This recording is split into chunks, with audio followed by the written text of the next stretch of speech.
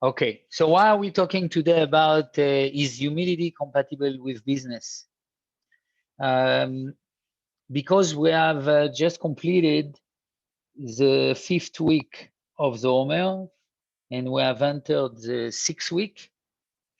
And week 5 of the Omer, of the counting of the Omer, is related to the Sphira of Hod. As you know, every week is one of the 7 basic emotions. And every week of the counting, we are rectifying one of our basic emotion. So last week, we dealt with Hod. And Hod is related to humility, to acceptance of the yoke of Hashem.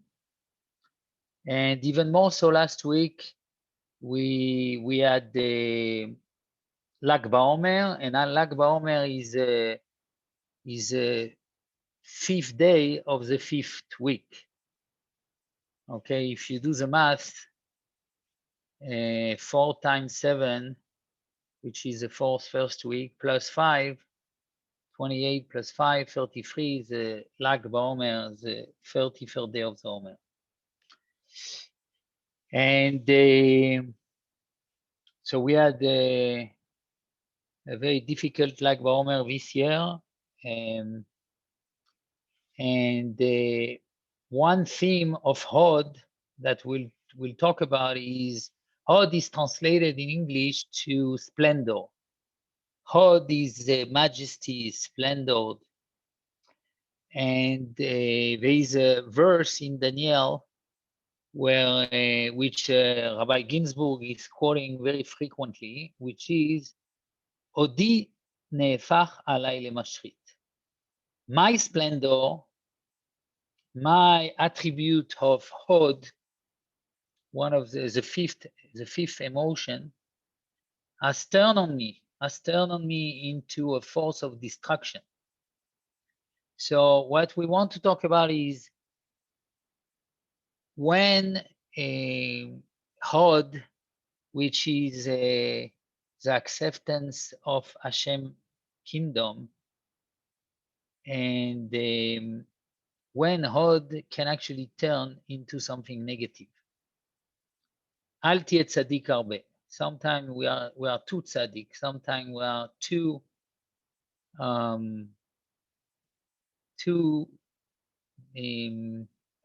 relying on Hashem when we should take action. So we need to think about, it's a very fine balance, and it's a difficult subject that we are tackling here.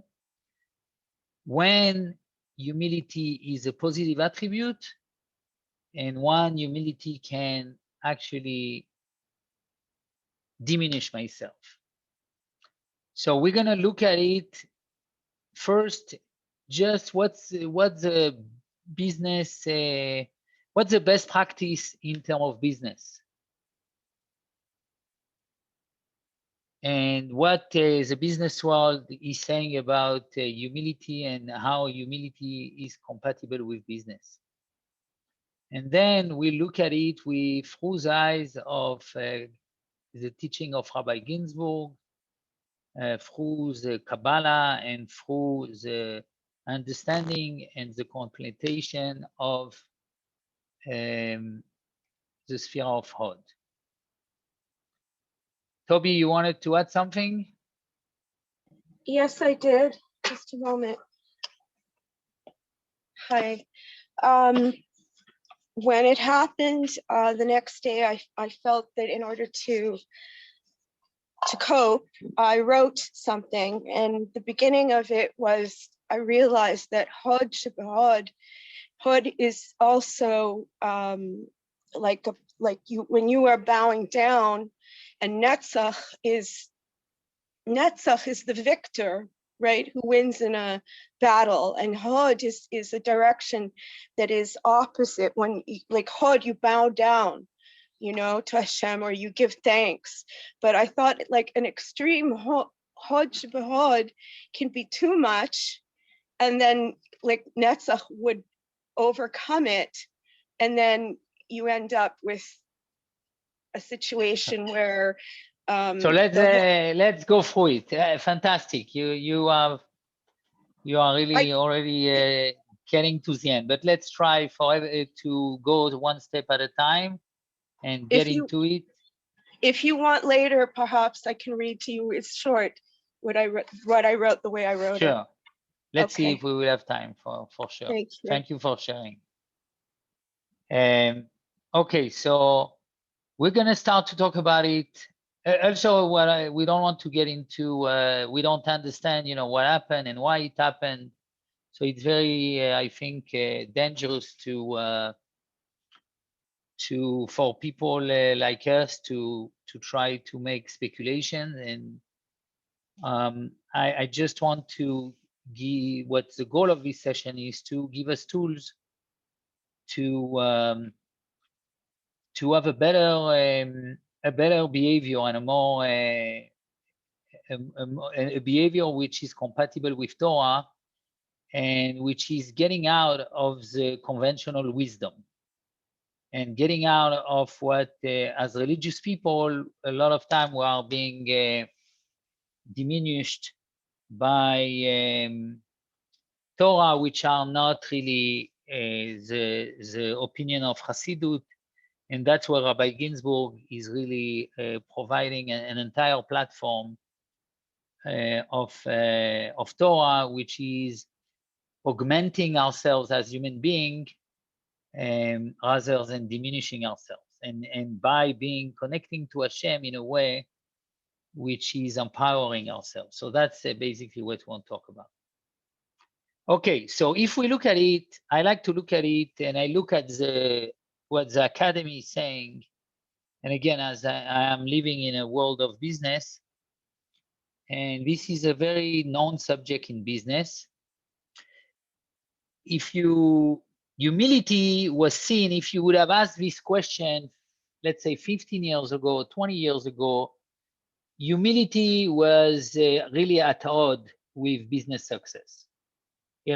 Business was people which, to be a business leader, to be successful in business, you need to be a ruthless business person, a tough person, very assertive, very confident, and there was no real room for humility. That's kind of capitalism 1.0.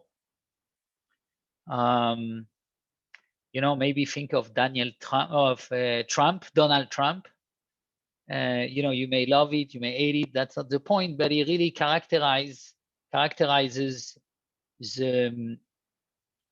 what capitalism was about for many years. But then in the last 10 years, there is more and more understanding that actually humility has a significant place in business. And this is happening at 3 levels. This is happening first as a personal trait, in particular for a leader, somebody which has authority and power. Actually, showing humility and developing humility as a personal trait has a lot of power. Is making us better listener. Is making us more other-centric rather than being self-centric. And maybe we're gonna better understand people around us. Maybe we're gonna improve our relationships and our decision-making process. So humility as a personal trait has benefits. But humility has also benefits in relationships, in a team.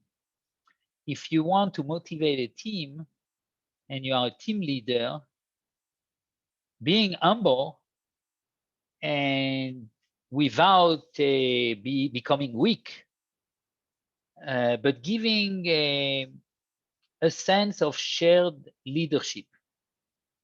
So if I let people express themselves, and we empower our team,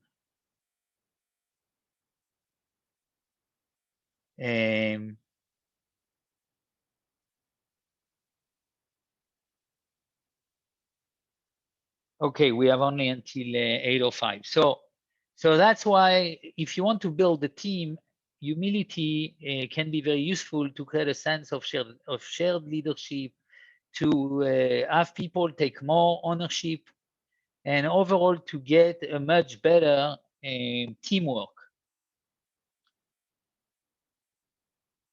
The other aspect is humility as a company value, as an organization value.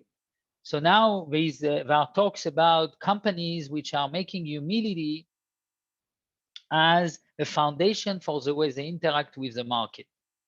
Because if I want to be, so for example, SWOT analysis, one very known way to manage a business is to do a SWOT analysis, which stands for the W is weakness, strengths, opportunity, threats, and weakness. So strengths, weakness, opportunity, and threats. So basically, being aware of your weakness as an organization will enable you to better analyze threats and to hire people which will be also strengthening your weakness. So having this awareness of as an organization, I have weaknesses, so I'm humble as an organization, will enable me to also better listen to the market, identify earlier competitive threat, and react earlier. So these are three humility level in business: the personal one, the team one, and the company one. If we drill down a little bit and we look at humility as a personal trait, humility mean that I have an accurate view of myself. It's having self-awareness. I know my strengths and I know my weaknesses, and it enables me to be more self-aware and to be more open to other people. So humility is also, Rabbi Ginzburg said last week during the Idvadut, he said that Irat Shamayim, fear of God, which humility and Hod is actually it's on the left side of the sphere. So humility is a branch of God's sphere. So when I am humble, it means I am more sensitive.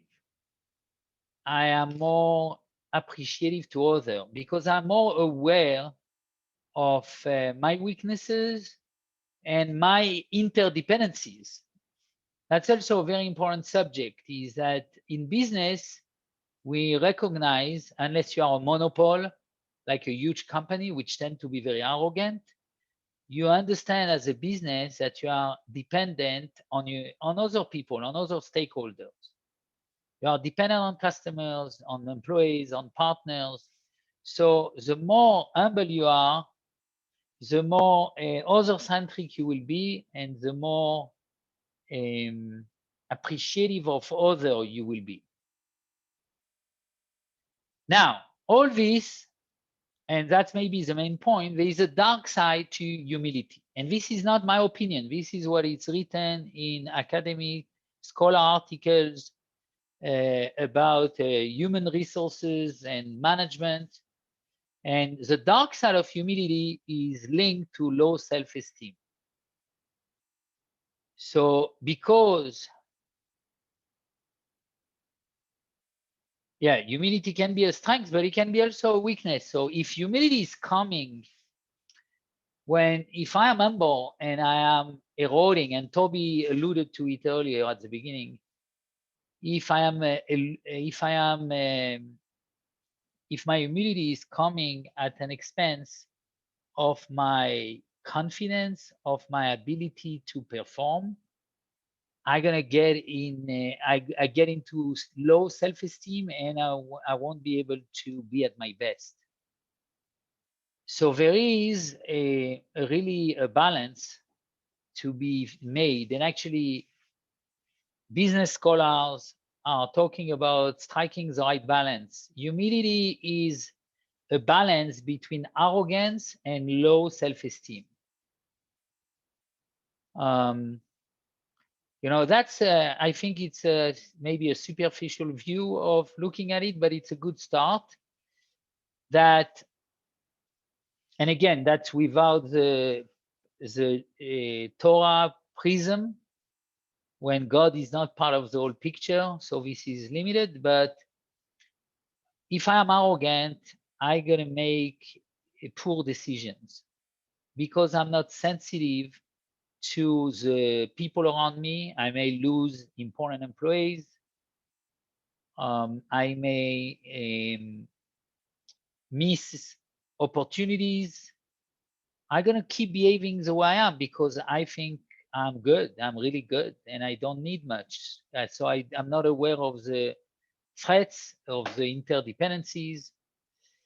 But if I'm too humble, I may get too low self-esteem, and I'm gonna ask everybody to, you know, it's like decision making by a committee. You know, when you ask everybody before you make a decision.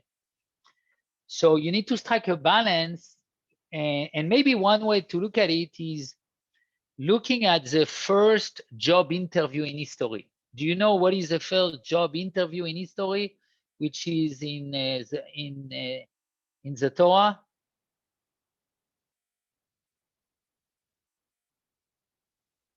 Moshe Rabbeinu at the burning bush.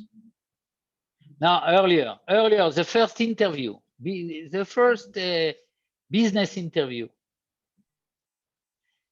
Abraham. When he's being interviewed, Abraham?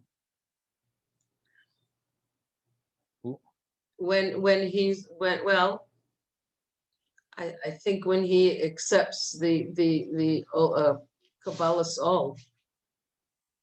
Okay. And So Lech Lecha maybe.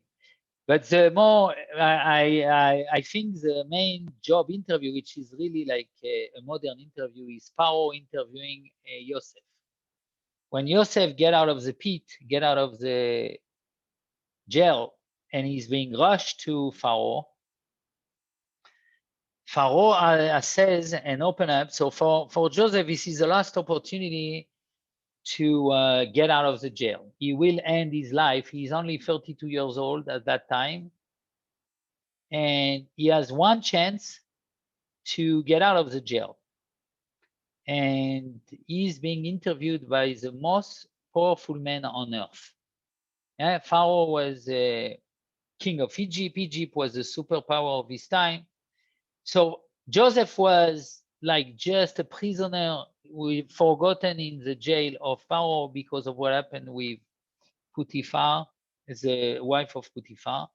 So he has this this is a really important moment in life. And what Pharaoh is saying, his opening sentence is, I heard about you that when you hear about a dream, you know how to solve it.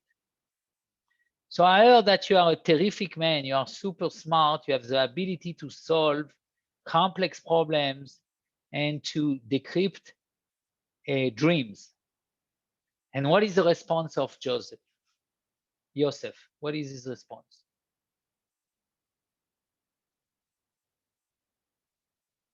Anybody knows? בלעדיי, האלוהים יענה את שלום פרעה. This is one of the most beautiful answers in the whole Tanakh, to my opinion, humble opinion, I have to add. בלעדיי meaning without me. אלוהים יענה את שלום פרעה. Hashem will answer Paro. So basically what he's saying, what Joseph is saying and what risk he's taking, you know, typically what you would have said, you know, we would have tried to say, yeah, you know, yeah, to play it humble, to say, yeah, I'm pretty good. I'm actually pretty good. Yeah. With a smile, a worry smile that this is quite disturbing. But actually, Yosef is very self-confident. And he's saying, listen, I'm not playing your games. Without me, biladai, I'm not one of your magicians. Elohim Yanet Shlom Paro. I am just all my power is coming from Hashem. I'm aware of my power. I am aware of my intelligence, but I am also aware of its source. And the fact that I'm intelligent, or that I have great relationship skills, or fantastic intuition, or whatever it is, I know this is something I got from Hashem, from my parents and my grandparents and my great-great-parents. So I am a result. I am a result. I got all these great faculties from my ancestors. And I got education, and my parents did a lot for me to have education. So yes, I am actually very smart, but it's all given to me from above. We are all different. We are not clones. But yes, at the end of the day, I'm aware of my power, of my attributes. But the question is not if I'm smart. The question, what do I do with it? Okay? I've been given all these characteristics, weaknesses, and strengths. How can I make the world a better place? How can lighten the spark of Mashiach, which is within me? And that's what Yosef is saying. He's saying, I'm not playing games. I'm not playing the games of your magicians. All I'm doing, I'm at a point where I'm not inflated by my power. All I want is to reach my goal, which is to bring the Geula. And that's what he does. And he solves the Paro dreams, and he offers a 14 years business plan. And he's being hired to the job against all odds. He becomes, from a mere prisoner forgotten in jail, he becomes the second most important person on earth, the vice king of Paro. So that's just to look at it from a business perspective. So let's get into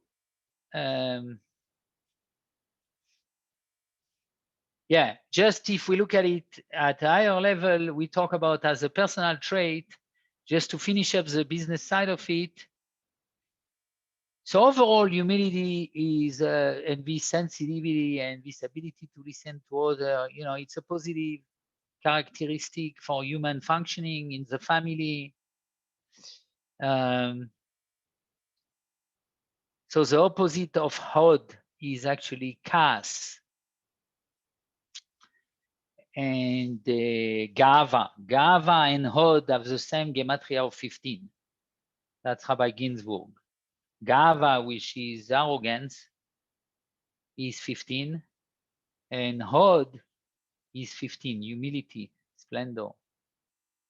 And Kas, which is the result of Gava, in the first chapter of Tanya, the Admur HaZaken is bringing together Kas and Gava, coming from the fire, is the element of fire, and Kas is 10 time Hod and 10 time Gava, 150. So this is just to put things in perspective, that if you want a good life, you better be humble. Get away from Kas. You will have much better relationship with your family, with your significant other. So that's one thing. But what's really interesting in the business theory is that the organization needs to be humble, and in order to be more competitive. So that's the business thing that we talked about. So let's get into now Hod. And Hod, so there are Rabbi Ginzburg in the book of Nefesh, It's a really good book. I suggest and I recommend everybody to read it. I think it's in English as well. Hanefesh. I don't know. It is in English, but I don't remember the translation. Sorry, can you repeat the name of the book? Hanefesh. That's it. It's one word. Yeah. Thank you. It's one of the. It's actually it's a textbook. It's very written in a very structured way. So Rabbi Ginzburg say when Hod, if you want to understand what is Hod in first, Hod, it's the same. It's from the root is Hey Vav Dalet, and Modeh Ani. Okay, I am Modeh Ani lefanecha is to thank Hashem. So one, but Hod is also leodot al chet, to acknowledge a sin. Like vidui is also coming from the same root in Hebrew. It's coming from the root of Hey Vav Dalet. So when we say vidui, when we acknowledge sins, we are actually, that's part of really the Hod, the characteristic of Hod. I recognize, I acknowledge my sins. I acknowledge, this is humility also. I know that I'm not a perfect person, and I can see that I'm wrong.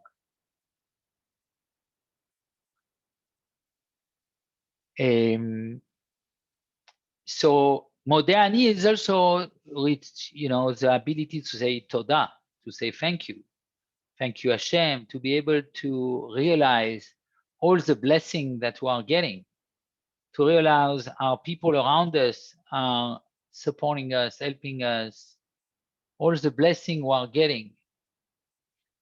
So the first thing we say when we wake up, before, as you said, Shema Israel, it's Modeh Ani. Everything starts from Akarat Tov, being thankful, right? Thanksgiving.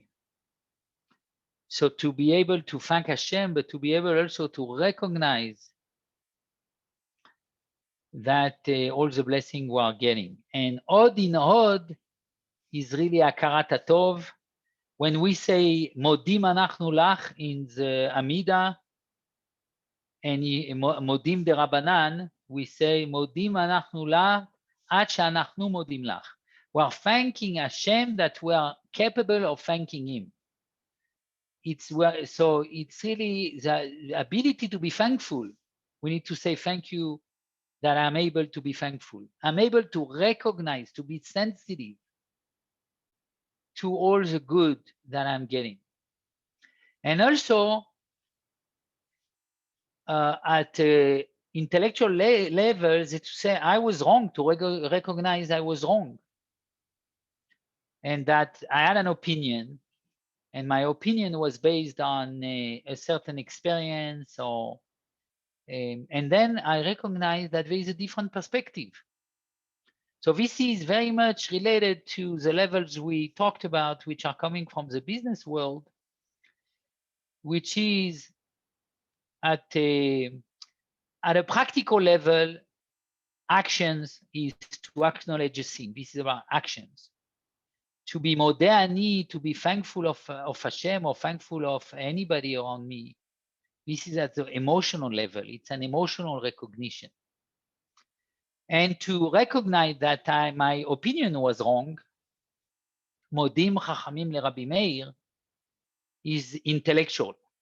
It's at the intellect level. So Hod is really encompassing my actions, to recognize that my actions are not always the right ones, to recognize at an emotional level, to be thankful, to feel the thankfulness and the blessing that I'm getting. And then at an intellectual level, to be able to be open to other opinion, is to be able to grow as a person, to be really living at the full sense of the term life, is to recognize, to be able to grow, to change my opinions. So that's really the three levels of But then you need there is a balance, and Toby also talked about it. Netsach and Hod balance. So Netzach is victory, and Hod is humility. So they work together. They are like the two legs. In one end, I need to be acting in this world. I need to take action. If I want to do things, if I want to work Hashem, I didn't come to the world just to say, Hashem, help me. I'm nothing. No, I need to take assertive action, which means I need bitachon ha'il. Rabbi Ginzburg has defined that Netzach, which is also victory, which is also lenatzer, to orchestrate, and we talked about it when you talked about Nershon and decision making in business, but in life, I need to my trust in Hashem should be empowering me to take assertive action and to act in this world.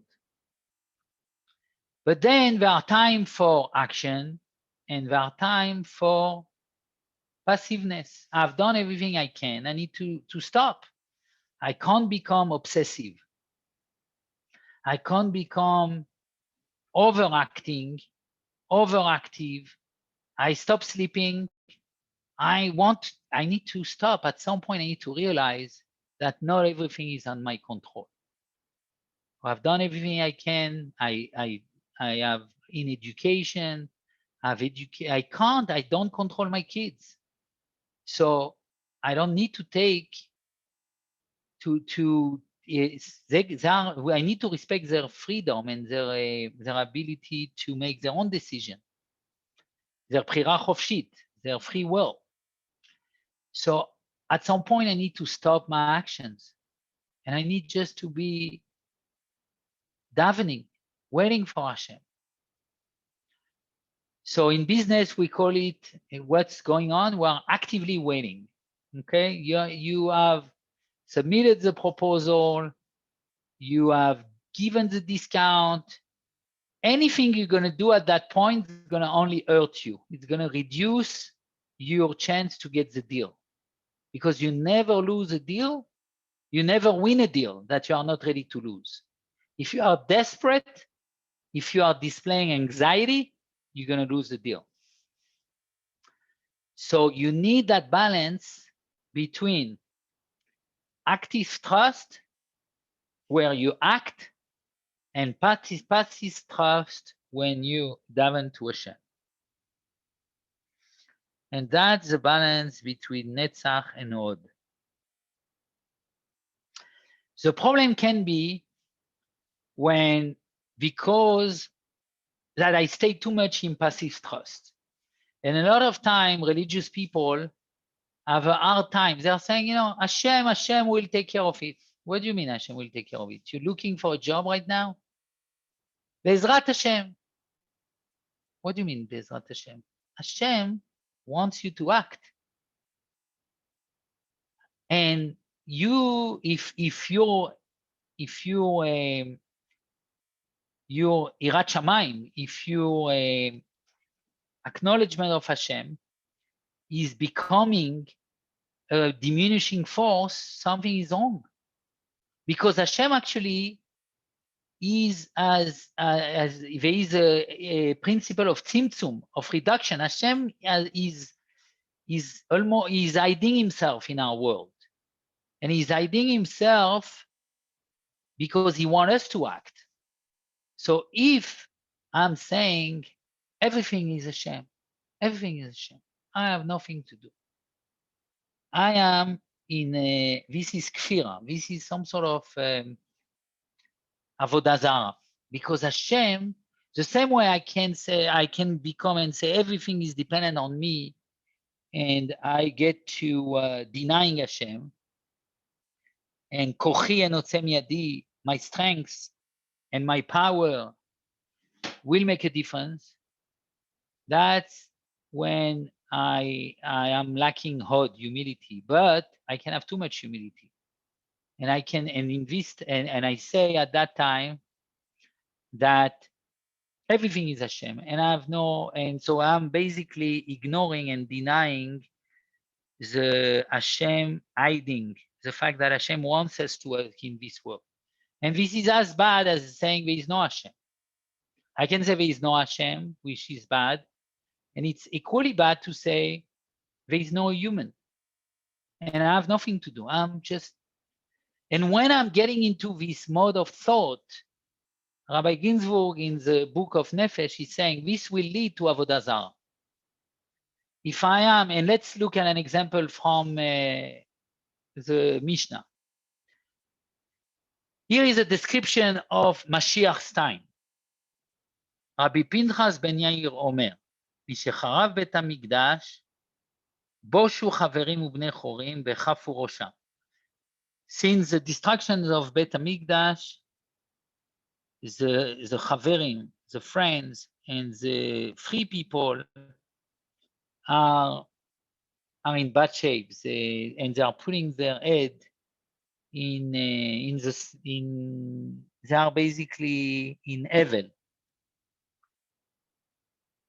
ונדלדלו אנשי מעשה, and the people of action are now in a very few number, and they have no strength. And גברו בעלי זרוע ובעלי לשון. And actually there is, I don't have the full text here. Maybe I will find it here in my browser. This is a very known Mishnah. Here it is. And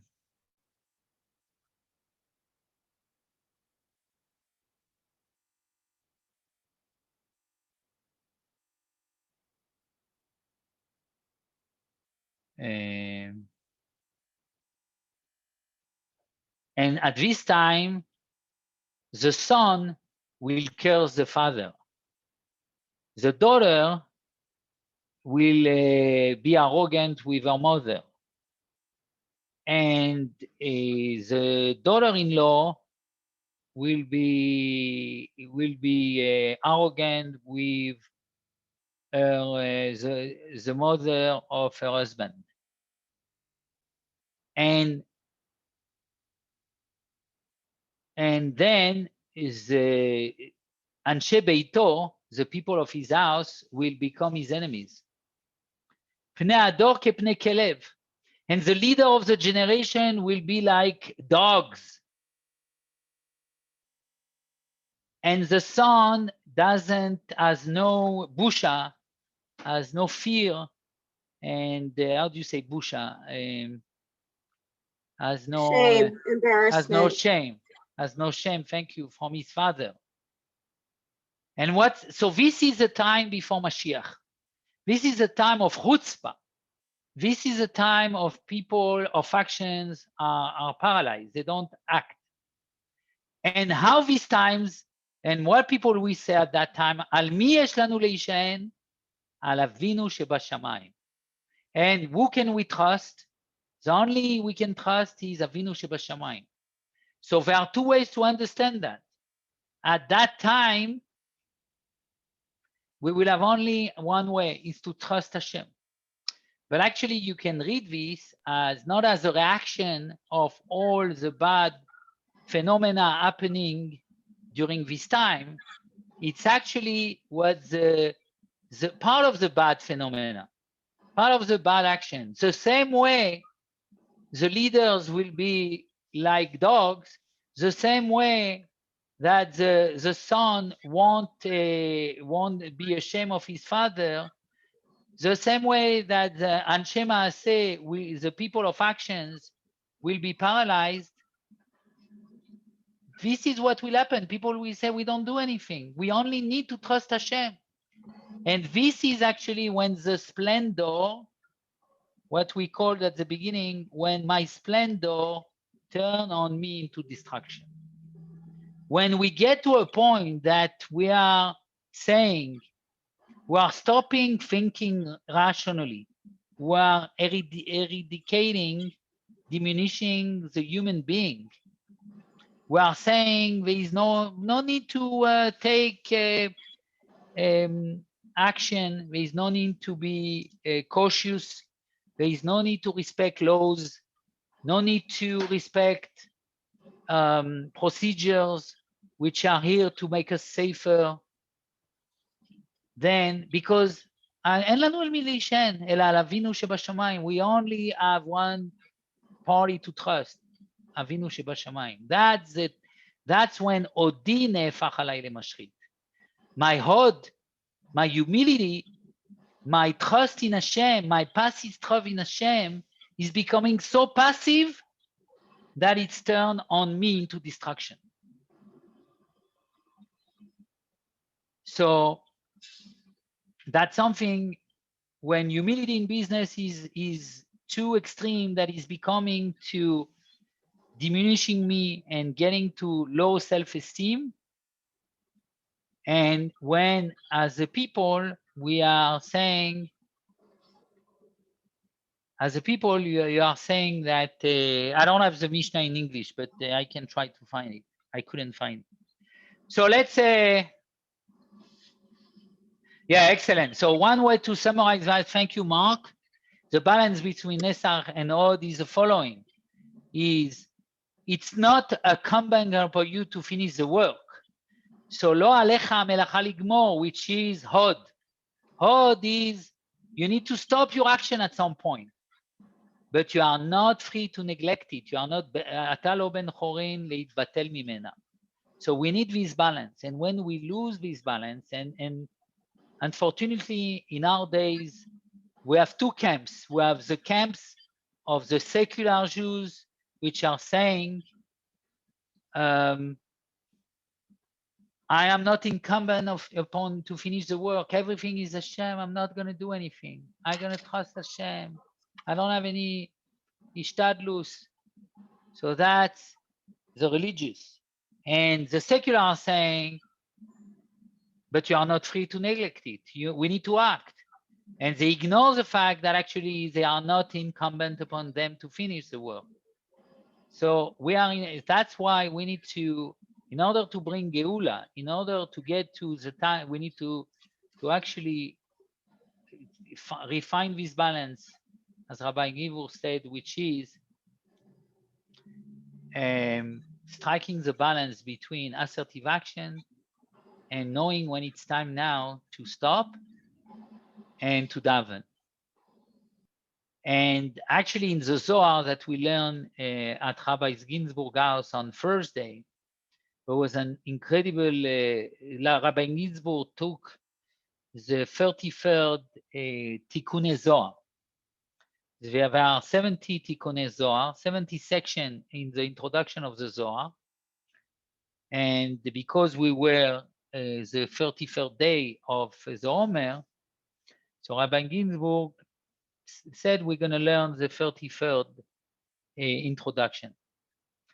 And the end of his introduction was about Hod, and was about Odi nehefach alai lemashchit, my splendor turned on me into destruction.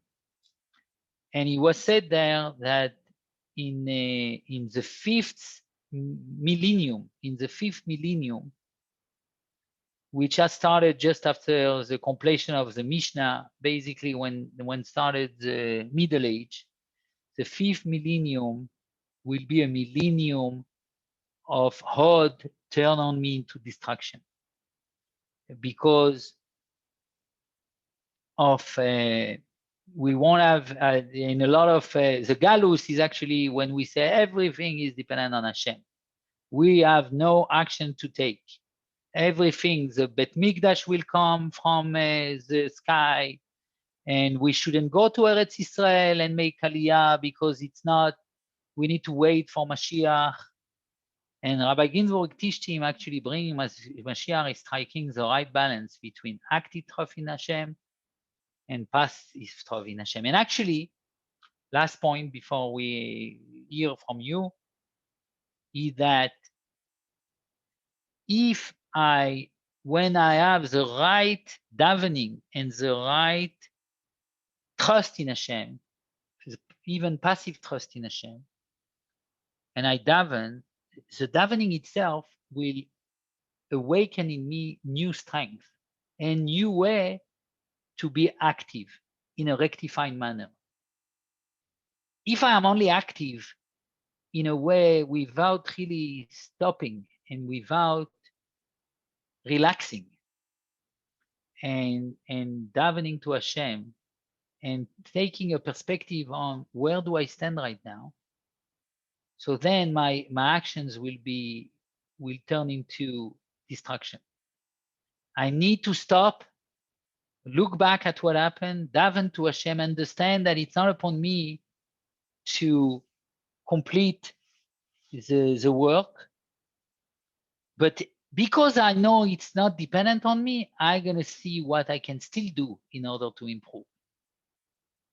So it's by awakening the passive trough is awakening assertive action. Yes, any question, remarks? We said we need to finish early today. That's what I've been told, right? Toby, you want to read what you said? Sure, if you just give me a moment. Okay. I have to just get to it. Okay, any other remarks? Feel free to add, to contribute, feedback. Thank you. Thank you. Thank you. This is one of the most difficult balances, I think, what you were talking about today. I got it now, if you want to hear it. Okay, Toby, please. Whoa, sorry, 1 second. Okay, here I want Lag BaOmer, being the sphere of Hod, represents thankfulness and acknowledgement, but also submission. Netzach, on the other hand, being the sphere of victory and eternity, represents subjugation. It rests with its foot on the body of the vanquished. The horrific tragedy that occurred in Meron last night seems to be a situation where Hod shifted into the extreme, being crushed by an out-of-control Netzach to tragic results. This is an observation. If I dare venture into interpretation in answer to the question of what the dangerous force of Netzach might be, the media has been filled these last few weeks with reports of Israel's crushing it, as the kids say, of vaccinating the greatest numbers in the fastest time. In Israel and around the world, we all kveled. Some in Israel may even have gloated, and we're so proud of our country. But did we stop to say, this is Etzba Elokim, that Hashem did this for us? Or did we think we accomplished it b'kochi ba'otzem yadi, by the strength of our own hands? The passage was narrow, the numbers too great. The Meitzar gave way to catastrophe, suffering, and death. Hundreds of usually harmless acts of bumping and jostling that so often characterize the pushy Israelis compounded like a snowball into a deadly rolling avalanche of Okay, force. Toby, let's thank you for sharing this. You are Okay. saying that actually too much Netzach. Actually, I think what I tried to say here was that it was too much Hod, too much. And again, I don't think we're in a position to try to give meaning and Well, to, I said that. but just hold on.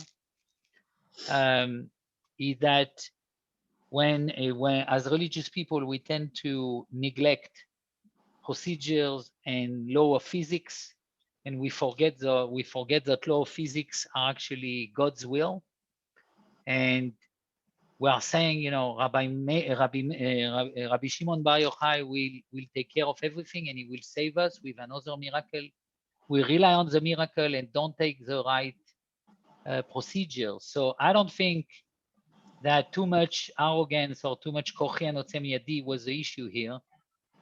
The issue, if you look at the facts, were negligence and yeh beseder and relying on non-rational thinking.